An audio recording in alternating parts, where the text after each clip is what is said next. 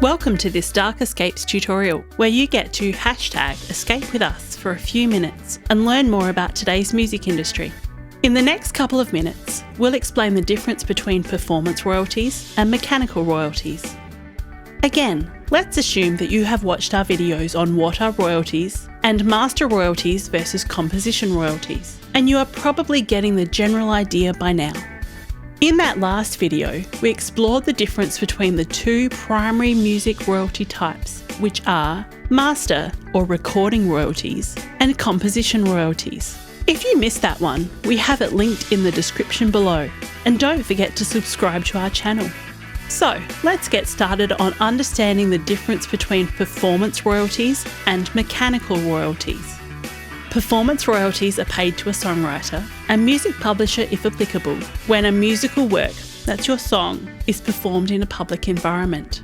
A public environment includes the following: on the radio, digital streams, played in a restaurant, bar, nightclub, elevator, hair salon, etc. When you or another artist or band plays the song at a concert, show, or some other type of performance, and many more. Check out the glossary of terms page on our website for more info on this. You can find the link in the description below. What it does not include is playing a song at home, playing to a few friends and relatives at home or somewhere else, any performance where approximately 30 to 40 people or less attend, unless it's a paid contracted performance. Performance royalties are predominantly collected by a PRO, like APRA in Australia, or ASCAP BMI in the US, PRS in the UK, and so on. In some cases, your music publisher can collect these royalties directly for you, especially when they have direct deals with PROs around the world.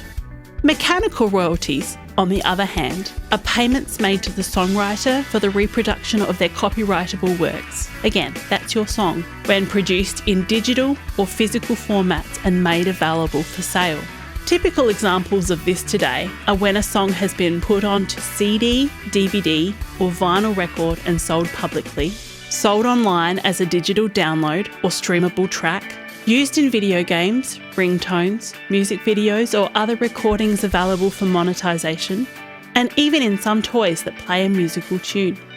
Songwriters are usually paid mechanical royalties per song sold, whether it was downloaded, streamed, or sold on certain digital and physical formats. Mechanical royalties are collected by an MRO, which is usually a different organisation than the performance royalties. For example, in the US, mechanical royalties are collected by the Harry Fox Agency.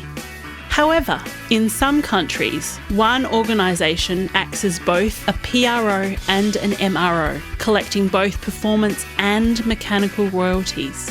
This is the case with APRA AMCOS in Australia, GEMA in Germany, and PRS in the UK. If you are in a different country, contact us at Dark Escapes Publishing to find out more. Well, that covers most of the basics regarding the different types of music royalties you need to know about as a songwriter and musician. Remember, if you want to know more about this topic and many, many more, just click subscribe, then scroll down and find some of the many links in the description below. And, as always, the experienced team at Dark Escapes is happy to answer any questions you have about royalties or other aspects of the music business.